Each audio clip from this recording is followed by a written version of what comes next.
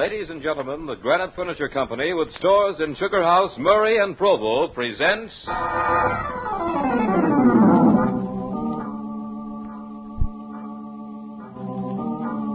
Hall of Fantasy.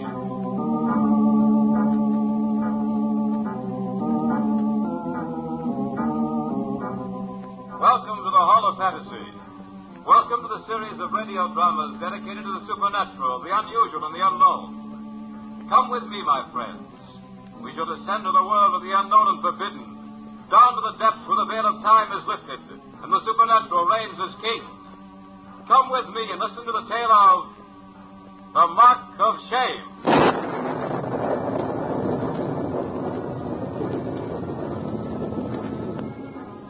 The Granite Furniture Company brings you the Hall of Fantasy. Listen now to original tales of the imagination and some of the classics of the supernatural as we take you down the corridors of the Hall of Fantasy to the mysterious realms of the unknown. These are stories of eerie and fantastic thrills brought to you by your friends at the Granite Furniture Stores.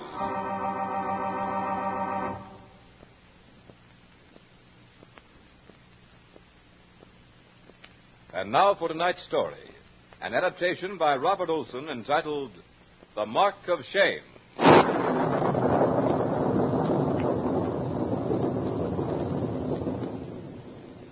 The blood that coursed through the veins of Cousin Andre did more than run the natural errands of existence.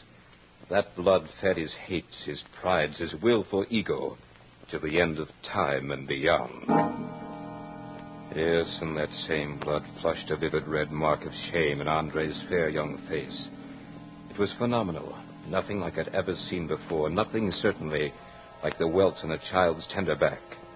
This mark never faded from his handsome, womanish cheek. As usual, it had started over a woman. This happened at a masquerade ball given in the Palais Royal. A logical setting for quarrels over women, or privileges, or just quarrels. It was a gay affair. The women who followed in the footsteps of Philip of Orleans were likely grounds for controversy. One could hardly refer to their love as steadfast, for their favors swung from one brightly caped courtier to the other, from a fallen sword to a victorious one, with the swiftness of death itself. But such were our times, and in this colorful gathering, it was not difficult to recognize the predominant shade as a blood red. No need to mention the woman's name. Makes no difference anyway. She was not the issue. The issue was that Andre de Brissac, darling of the court, had been shamed, and I had dealt the smarting blow. I remember that moment with amazing detail. It was as if everything in that ballroom had suddenly been caught in startling paralysis of time, poised between one tick of the clock and another, one heartbeat and the next. Even the note of the music hung suspended, undecided whether to fly out the rich windows or fall in splendor like a Christmas ornament. I remember the dancers caught midway in a step, their faces turned toward me, the frozen gasp of the woman in question, sound that seemed barely to clear her lips, and paused in the awful highlight of that instant. And in Andre's eyes poised the sharp, tempered steel of hatred and humiliation. Then, as if some unseen conductor waved the baton, the room was once more animated. The clock completed its tick, the heart its beat, and the note its soaring flight. The hatred of Andre de Brissac flushed from the eye to the heart to the brain, thence to the voice that made it live in my memory forever. But the most amazing phenomena occurred a moment later, while he still stared at me. For to Andre, there came a crimson blush of shame, clearly outlined by the very form of my hand, in the exact spot where it had landed a flashing, stinging slap. So it was that on that dim August dawn, Andre and I crossed to one of the bridges that led to the ground beyond the church of Saint-Germain-des-Prés to fight a duel over a beautiful viper of the court of Philip of Orleans. Andre stood there opposite me with his two young friends at his side. They were all scoundrels, including my cousin, sorry to say. They seemed eager for this sport. We must have made a strange sight in that golden sunrise hour. We had just come from the Regent Saloon, still in the costumes we'd worn the night before. I was adorned, if adorn is the proper word for it, as a Mississippi Indian, Well, Andre wore a unique hunting habit, copied from a portrait that hung in the library of Puy-Verdun, the family chateau. The orange and purple of his adornment looked pale in this early light. The mark on his face was all the more vivid. I am ready, cousin. Andre, when this is over, no matter what happens, will you promise me one thing? Please. When this is over, one of us will be standing, the other dead. That's the only promise I care to make now. That's true, Andre. But you forced me into a situation for which I have no appetite. I'm a soldier, Andre. It is my business to cut down my enemy. Now, I'm the better swordsman. That's why we must talk now or not at all. Then if you don't mind, cousin, we'll make it not at all. As for your being a better swordsman, you'll do me the honor of proving your skill. Your curly locks have sabotaged your good judgment, sir. The captivating ladies of the court shall miss their nimble-tongued darling. Oh, but they shan't miss his boorish cousin. Enough of this. On guard. On guard, cousin. You stand well, my merry fellow of fortune. But I could teach you much. Conserve your breath, cousin. Ah, your beautiful face, Andre. Your parry was full. I saw it is tipped with crimson. Your lovely powder bear would swoon to see that. It goes ill for you, I fear. You glowed over a scratch. Andre was really quite skillful, but not skillful enough. My contention that the court's fencing master could never compare to the art of learn or die brutality of battle proved correct. I mortally wounded Andre, and instantly I was mortally sorry. Life had been sweet for him as he lay there on the ground, the golden morning sun giving his beautiful features a pitiful glow. I thought I saw a look of despair come into his eyes. He realized that his lifeblood was ebbing away like a tide that would never return. He beckoned to me, and I walked over to him and knelt at his side.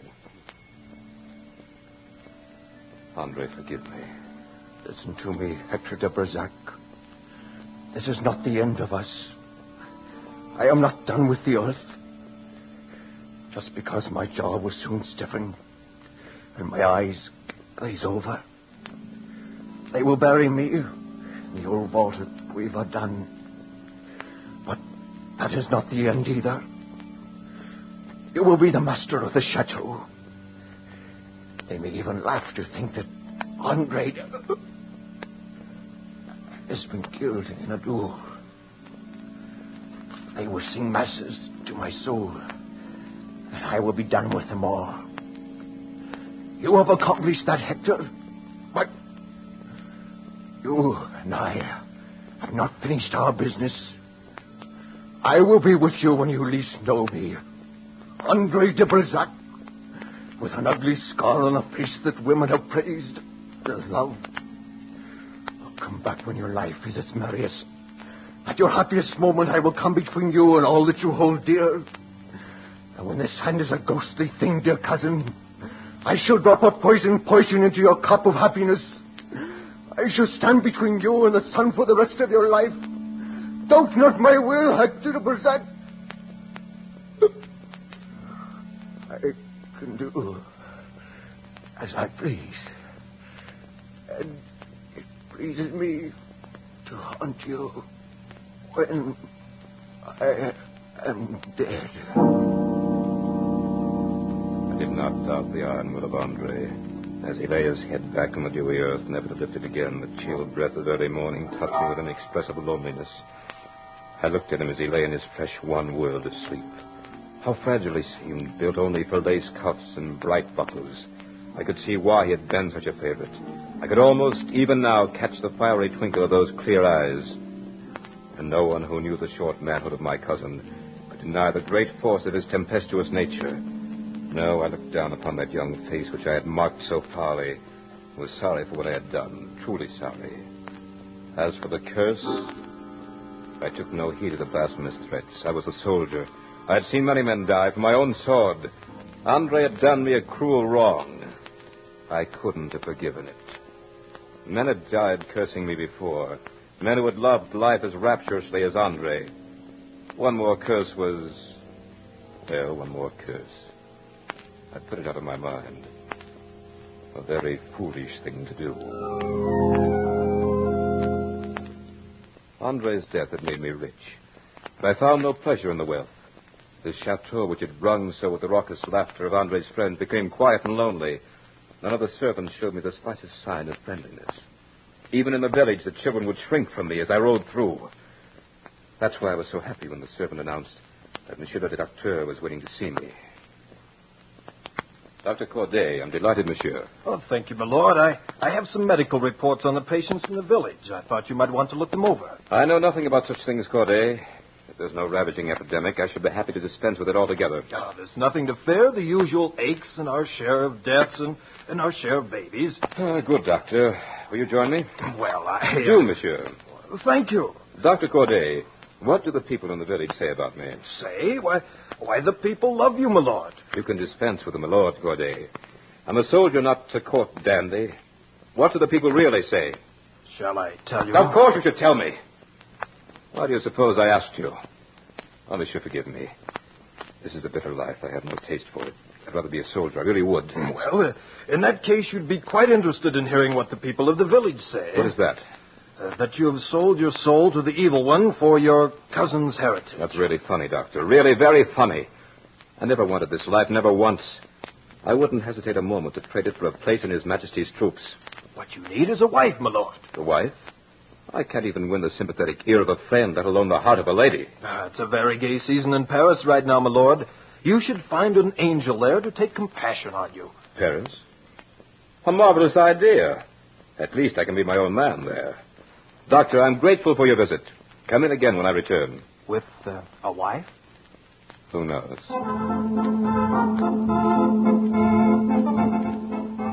In Paris, I ran into an old comrade, a sulky, sour old captain of dragoons. Many times he'd aired his displeasures to me. He told me a great many things about himself. But one thing he should have talked about, he never even mentioned. That was that he had a perfect sunbeam for a daughter. That her name was... Can you hear the music as I say it? Eveline. Eveline Bacalais. Eveline, I've been a fool. Is it wise to tell me, monsieur? Wise or not, I must. Eveline, I've been a soldier all my life. I know little about what pleases a lady. When I take your hand, I'm filled with the fear that you will not feel as I do, that there's someone else. There is no one, monsieur. Thank heaven. Eveline, I've wasted the best years of my youth worshipping a wicked woman who cheated me and finally made a fool of me. She was the fool, monsieur. Bless you for saying that, Eveline. Well, you must know what I'm trying to say. I'm told women do know. I love you, Eveline. I want you to go back to Puy-Verdun with me. Oh, monsieur. As my wife. Will you? You will have to speak to my father.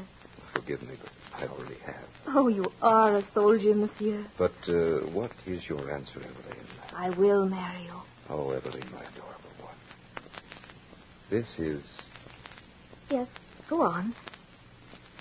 Is anything the matter? No. No, of course not. This is the happiest moment of my life.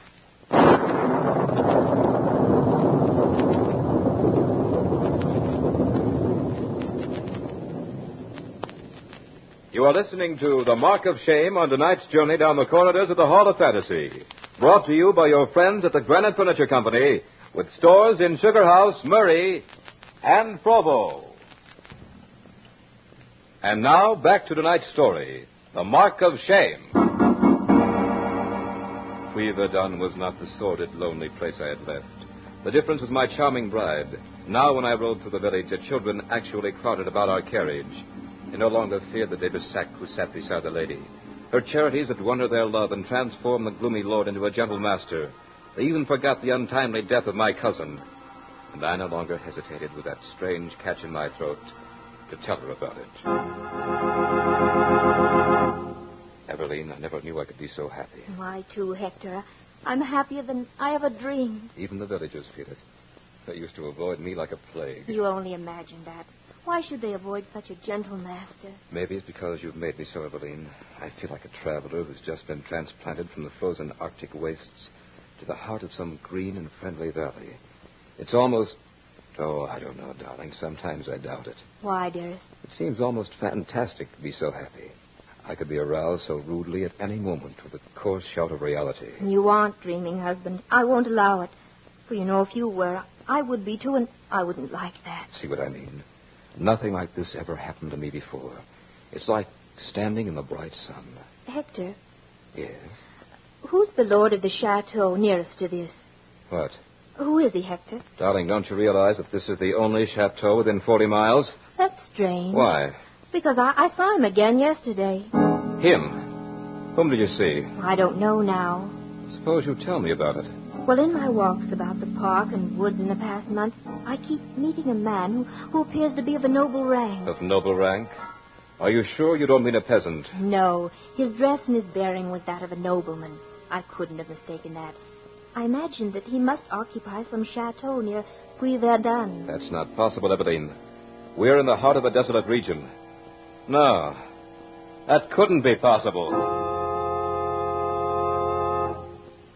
Val, come here a moment. Yes, monsieur? See the picture there on the wall? This one, monsieur? No, the one next to it. That's right. I want you to... Yes, monsieur? I want a curtain hung over that picture as soon as possible. Understand? Oui, monsieur.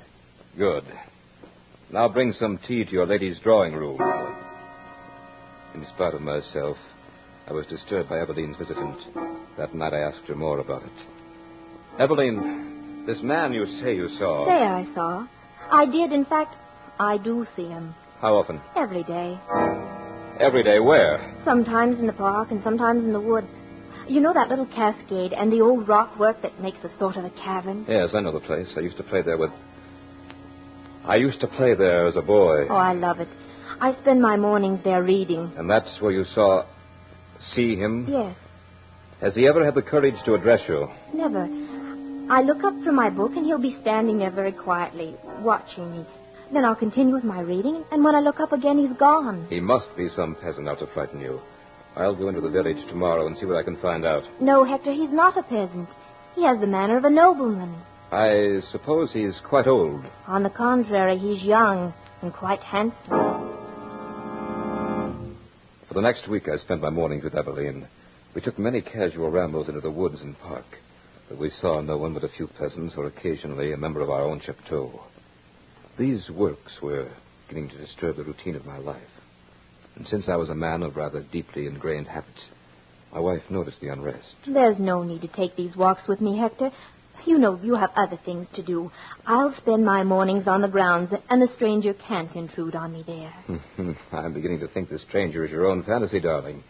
You've probably met too many handsome cavaliers in your books. No doubt he's some Persian prince in modern costume. Hector, that's what puzzles me. The stranger's costume isn't modern. Shall I tell you what it looks like? By all means. Well, he looks as if he's been in an old portrait that had stepped down from his frame. It wouldn't have been a more startling blow if she'd butted me in the stomach with the end of a staff. I thought of the picture in the library with the orange and purple hunting costume Andre had worn that fateful night in the Palais Royal. But then something else happened to take my mind from the picture, Andre or anything else.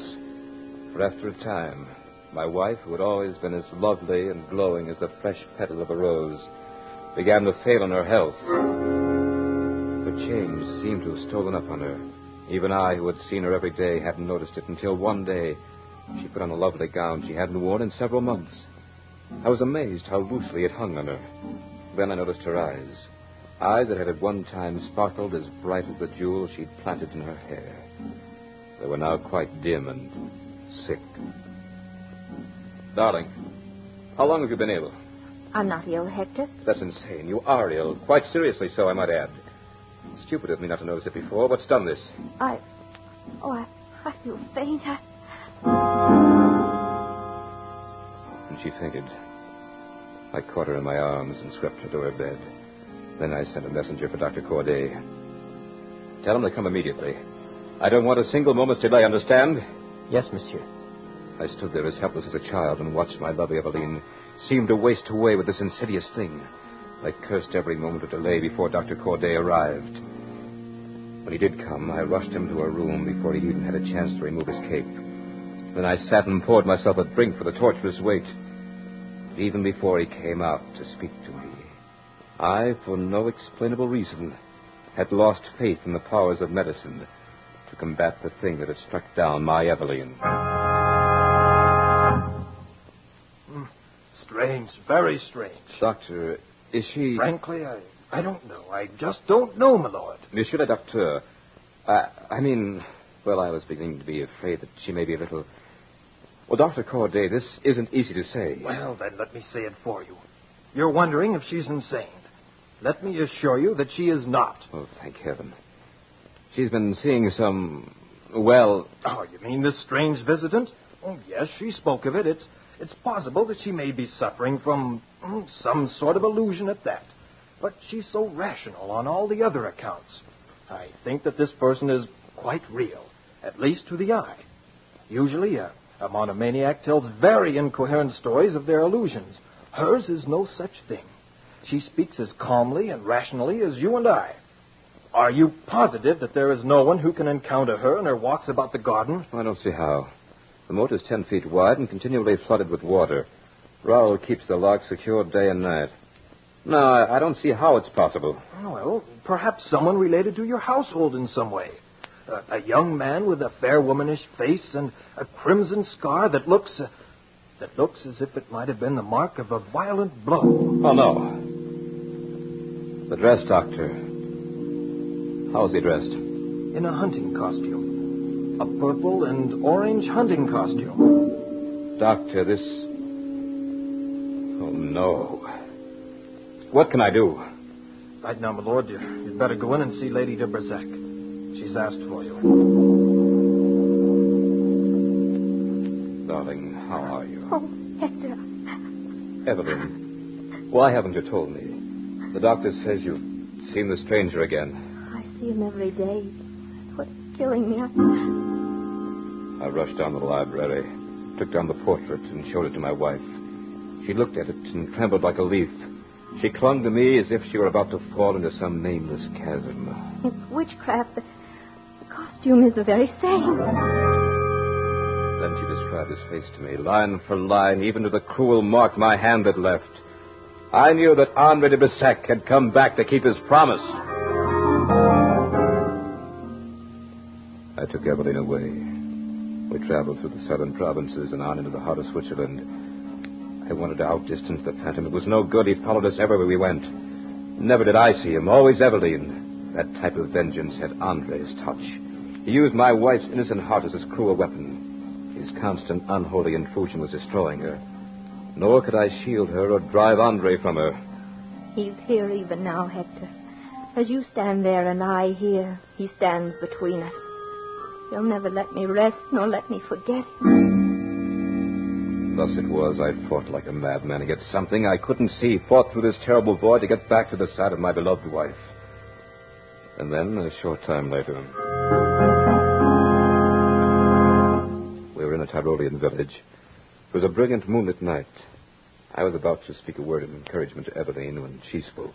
Hector, I'm going to tell you something so strange and terrible that you'll probably hate me forever. Hate you? Why, my poor darling. Oh, no, please don't sympathize with me. I won't be able to tell you, and I must tell you, I must. Darling, you're just tired. What you need is some rest. Hector, I'm dying. No. No, Evelyn, you're not. Yes, I know it.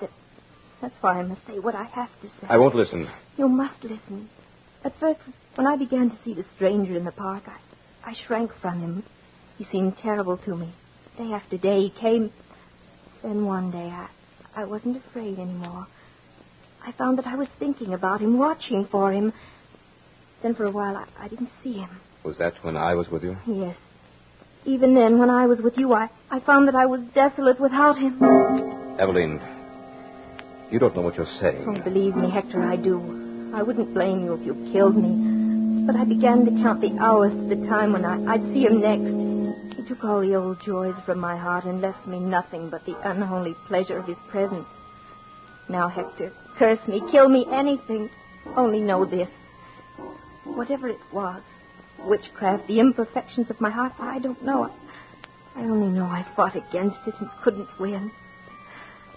Now I'm dying, and, oh, forgive me if you can. Forgive you? What is there to forgive, my darling? This is no work of yours. Oh, Evelyn, my wife, forget everything but that you're in my arms. Forget everything except that we love each other. I'm dying, Hector. I'm dying. No. Fight it, Evelyn. Please try to fight it. I need you. I can't live without you. Forgive me, Hector. I want to die. I want to be with him. Her eyes fluttered and she was gone. something more than the cruel lash of her words hit me. Even though I was barely conscious, I felt it. I got up and ran to the mirror. Sure enough, there it was. That vivid outline of the hand, full across my cheek. So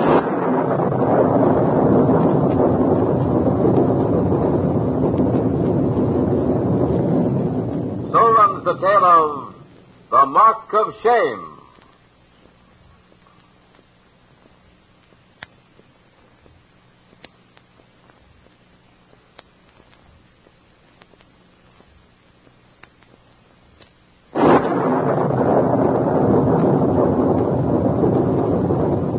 Remember to join us next week at the same time for another journey down the corridors of the Hall of Fantasy.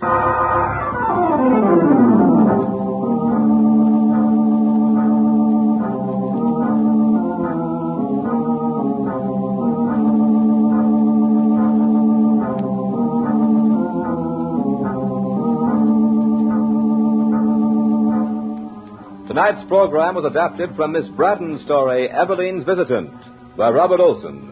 Heard tonight were Richard Thorne as Hector, Beth Calder as Eveline, Archie Hughley as Andre, Ken Jensen as Dr. Corday, and Michael Orogo as Rowell. Musical background was provided by Earl Donaldson. The engineer was Nephi Sorensen. These programs are produced and directed by Richard Thorne.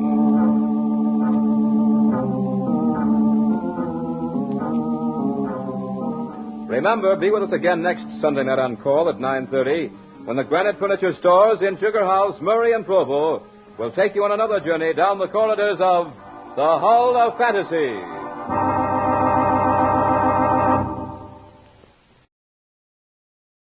The Hall of Fantasy.